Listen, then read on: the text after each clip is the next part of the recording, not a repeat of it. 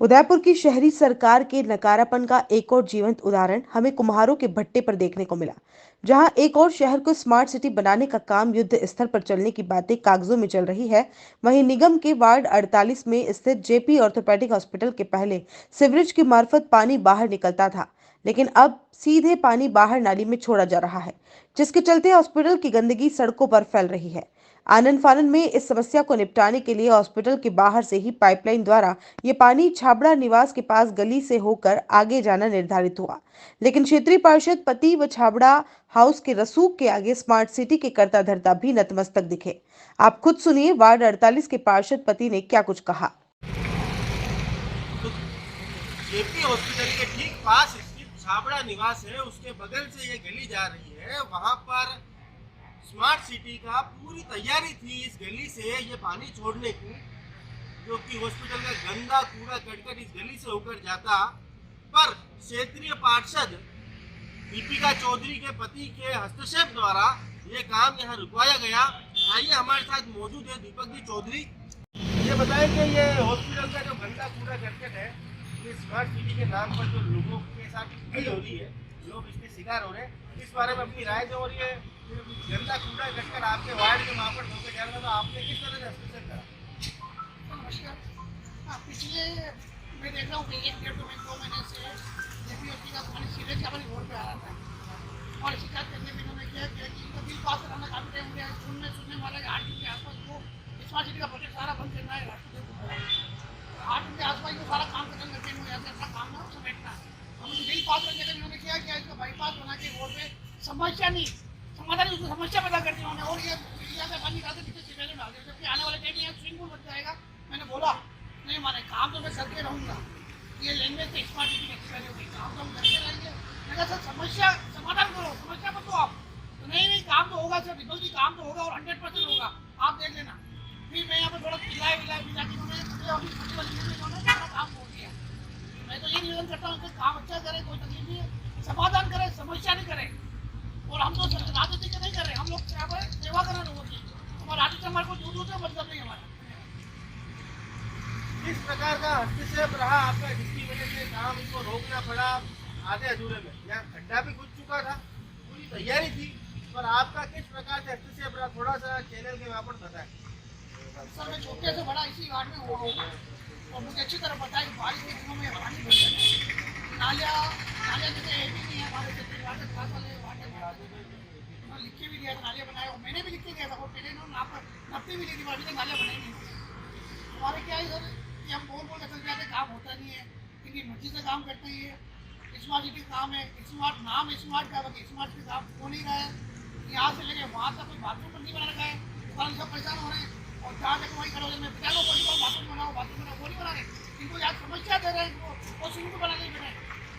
वहाँ बेरवा कॉलोनी के अंदर आए देखा, मैंने आंखों से देखा पानी भर जाता बाइक के अंदर, और लोग कितनी बदबू आती है, कितने परेशान हो रहे हैं, वो मैं जानता हूँ। तो देखा आपने क्या कुछ कहना था दीपक चौधरी का। आपको बता दें कि इस गली में निम्न मध्यम वर्गीय लोग निवास करते हैं, इसके चलते उनकी सुनने वाला कोई नहीं। वहीं स्मार्ट सिटी के जिम्मेदारों ने दूसरा रास्ता बेरवा कॉलोनी वाली गली को चुना, पर जन विरोध व पार्षद के दखल के बाद यह भी संभव न हो पाया। अगर बेरवा कॉलोनी की बात करें तो इंदिरा आईवीएफ से निकलने वाला गंदा पानी, डिलीवरी का खून पहले ही क्षेत्रवासियों के लिए नासूर बन चुका है। ऐसे में अगर जेपी ऑर्थोपेडिक का पानी भी वहां छोड़ा गया तो हालत बद से बदतर हो जाएगी।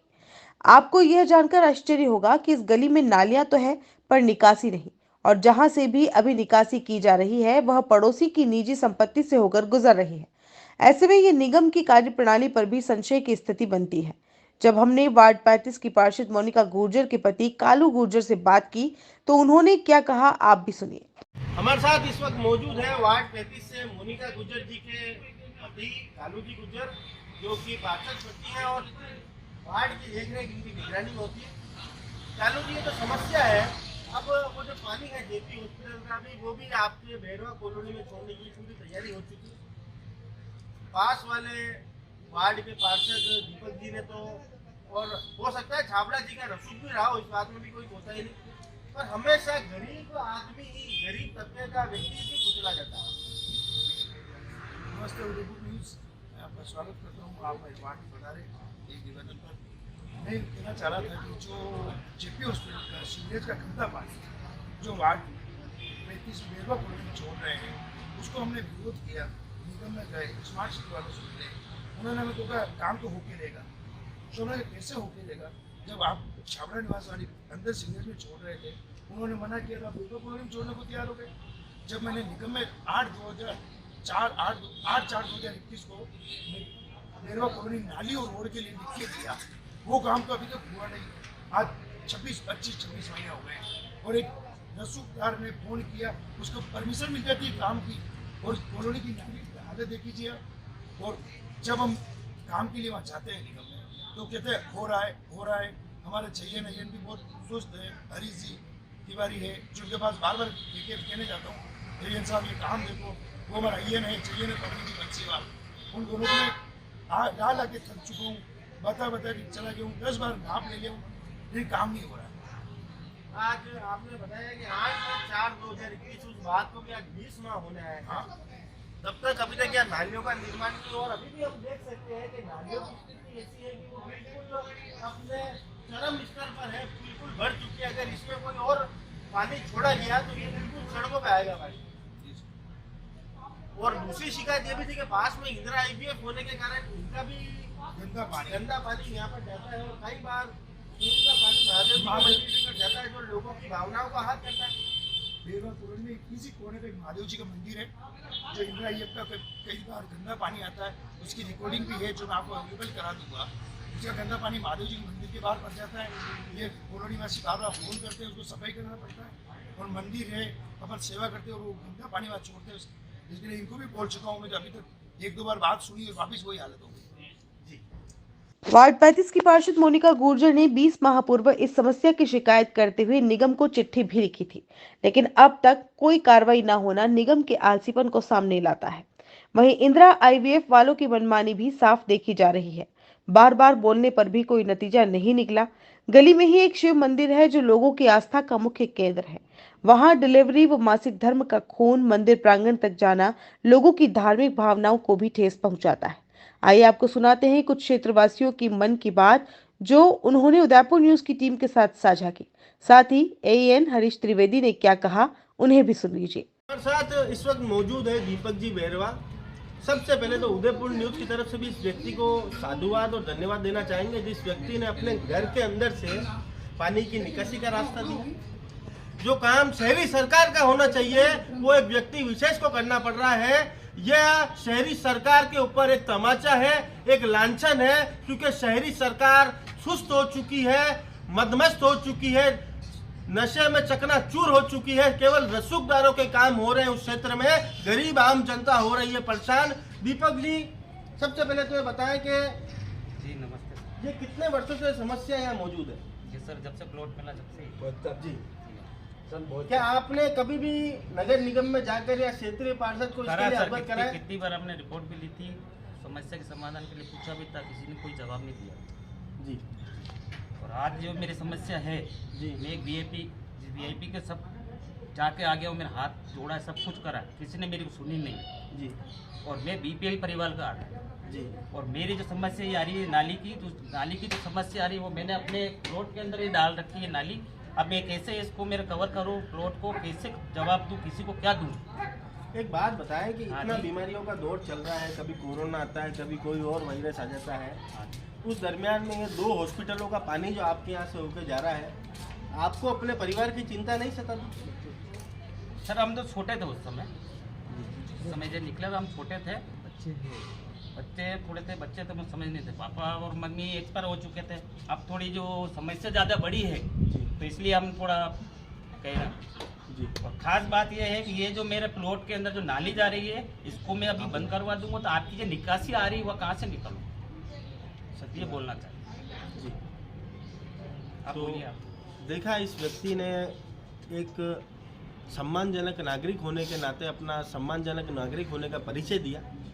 शहरी सरकार केवल सत्ता के नशे में चूर है, केवल रसूखदारों के काम में होते हैं। गरीब आम जनता बेबस और लाचार है। आप इनकी गर्दाई हुई आंखें देख सकते हैं, किस तरह से ये परेशान है, बेबस और लाचार है। हर जगह अपनी तकलीफ का दुखड़ा सुना चुके हैं। हो सकता है कि क्षेत्रीय पार्षद का कांग्रेसी होना भी इसके पीछे एक वजह रही हो कि बीजेपी का बोर्ड है, इस वजह से क्षेत्रीय पार्षद की भी ना सुनी जा रही हो। कुछ और व्यक्तियों से आपको मिलाते हैं, क्षेत्र के वासियों से आपको मिलाते हैं। इसी समस्या को लेकर हमारे साथ मौजूद है डॉक्टर एकता अनीजवाल, जो मोहल्ला चुकाड़े विश्वविद्यालय में अपनी सेवाएं दे रही है। आइए उनसे जानते हैं, मैडम कितने लंबे समय से निवास कर रहे हैं और कितनी समस्याओं का सामना करना पड़ता है सीवरेज के पानी की वजह से? जी, मैं बैरवा कॉलोनी में ही जन्म हुआ है मेरा, और हमारे सारे पूर्वज वगैरह मतलब हमारे सब लोग 50-60 साल से हम यहीं पर ही हैं। तो हम काफ़ी समस्याओं का करते आ रहे हैं, फेस करते आ रहे हैं, पर बहुत ही धीरे इसका निवारण हुआ है। और कभी कभी तो अब तो ऐसा लगता है जैसे भूल ही गए हमारी बस्ती को। सीवरेज का पानी आता है और इंदिरा IVF जो अस्पताल बना है ना, वो अस्पताल की सारी गंदगी हमारे यहाँ ब्लड तक भी जो है वो आता है, जो गंदा ब्लड पाइप खुले हुए हैं। और अब तक यहाँ पर सिर्फ इंदिरा IVF का पानी आ रहा था, अब यहाँ पर JP हॉस्पिटल का पानी भी छोड़ने की पूरी तैयारी हो चुकी है। उसके विषय में क्या कहना चाहिए? जी, बंद कराया जाए उसको भी। ये उन्होंने अस्पताल तो खोल लिए, बिल्डिंग तो बना ली, पर उन्होंने ये नहीं देखा कि इसका जो पानी है, जो गंदा पानी जा रहा है, उसका क्या उपाय किया जाए। उन्होंने अपनी सुविधा देख ली, अस्पताल बने, ठीक है, हमारे भी सबके काम आएंगे अस्पताल, पर उसका जो साइड इफेक्ट है वो हमें भुगतना पड़ रहा है नीचे। क्या आपको लगता है कि पास में एक गली और थी छाबड़ा साहब वाली, जी, वो रसूखदार होने के कारण उनकी गली में पानी ना छोड़ा गया, क्योंकि तैयारी तो वहाँ पूरी हो चुकी थी? सही बात। क्या हमेशा गरीब, बेबस और लाचार व्यक्ति को ही इसका शिकार बनाया जाता है? बिल्कुल, हमको टारगेट बनाया गया है और आवाज उठाई, ऐसी बात नहीं है, हम भी सब आवाज उठाते हैं, पर अनसुनी करी गई, उसका कभी हमको सोल्यूशन नहीं पानी आना ही नीचे हमारे। और वोट देने के लिए आ जाते हैं, वोट लेने के लिए आ जाते हैं। जब वोट लेना होता है, जब चुनाव का समय होता है, तो सब आ जाते हैं, ये हो जाएगा, और समाधान आज तक नहीं मिला। तो लगातार लगते रहे हैं शहरी सरकार पर आरोप कि हर बार इनकी बात को किया जा रहा है अनसुना। क्या गरीब होना इस शहर के अंदर हो गया है पाप? हमारे साथ कुछ और वृद्ध महिलाएं भी मौजूद हैं जिनका पूरा भक्ति भाव है शिव मंदिर पर, और आए दिन रहती है यहाँ पर समस्या है। तो शिव मंदिर के बाहर ये जो डिलीवरी का गंदा खून, मासिक धर्म का जो गंदा खून यहाँ तक बहकर आता है, उससे आपकी धार्मिक भावनाएं कितनी यहाँ बहुत ही आ रही है सर, निकल भी नहीं सकते बाहर, ऐसा मौसम खराब हो जाता, बहुत ही गंदी मंदिर तरह की मंदिर के अंदर लगी पानी भर जाता सर। हाँ, क्या करें। और आगे इसमें पानी की निकासी का भी कोई व्यवस्था नहीं है, और एक व्यक्ति कोई भी विशेष कमी- ने अपने घर से पानी की निकासी की व्यवस्था दे रखी है।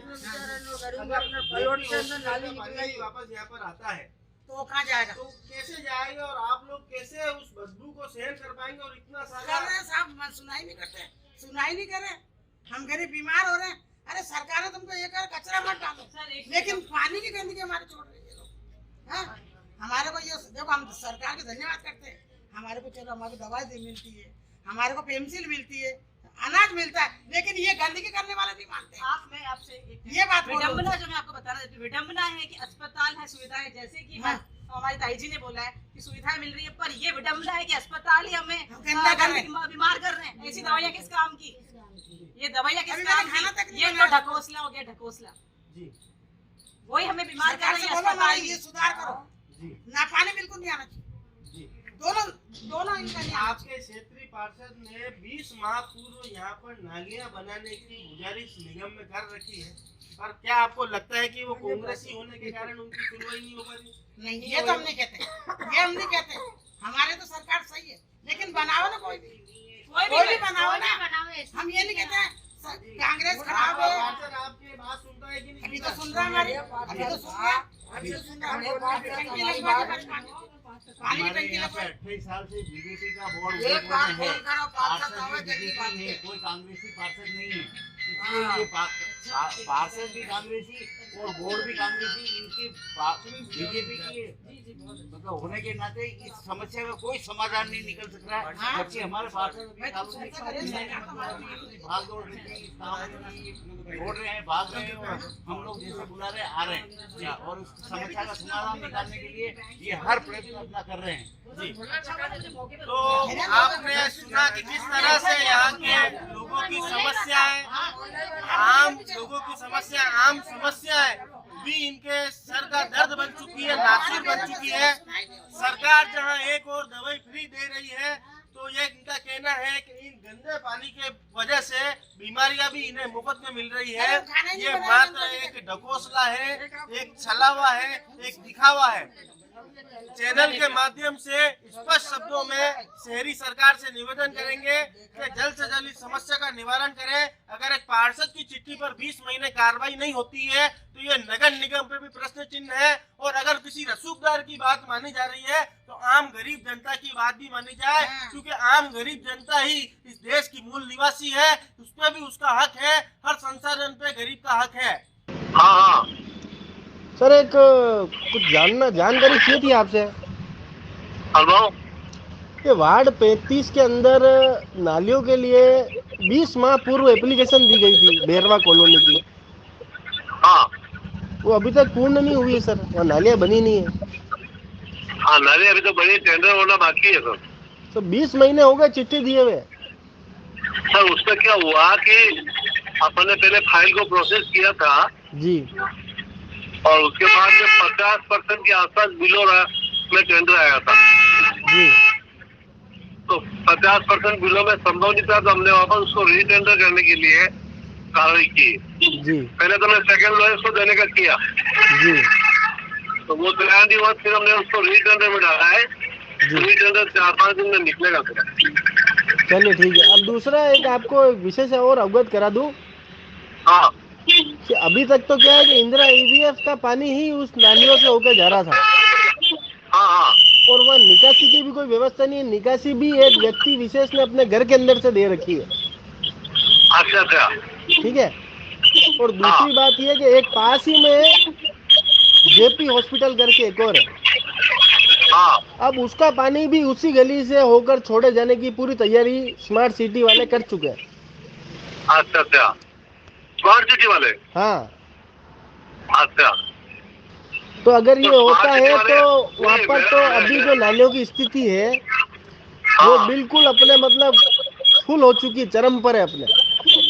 नहीं, मेरा निवेदन ये है कि अगर स्मार्ट सिटी वाले वहाँ काम कर रहे हैं तो उस नाली को पूरा बनावे। स्मार्ट सिटी वाले तो सिर्फ एक पाइप लाके अंदर तक छोड़ रहे हैं और कुछ नहीं कर रहे हैं। अच्छा अच्छा अच्छा, ये है। तो अपना एक टेंडर हो जाएगा तो उसको व्यवस्थित अगर नाली गहरी करनी पड़े तो गहरी करा देंगे। बस वही, आप जो भी है इसमें उचित कार्रवाई करें और आपने 5 दिन का समय बोला है, 7 दिन तक इस कार्रवाई को कराने की कोशिश करें सर।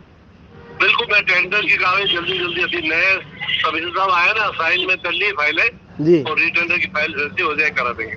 पर सर एक छोटा सा निवेदन और था कि 20 माह से अगर कहीं पार्षद की बात नहीं सुनी जा रही है तो ये बहुत ही मतलब लांछन का विषय है। नहीं, उसमें क्या हुआ है सर, कोई भी मान लो अपन फाइल बनाते हैं सर, जी तो उसके बाद निर्माण समिति की बैठक में उसको अनुमोदन कराना पड़ता है। जी, वो बैठक क्या है कि हर 2-3 महीने 4 महीने बाद ही होती है। जी, और कितनी बार मतलब अब से हमने टेंडर निकाला तो 50% बिलो आ गया भाई साहब।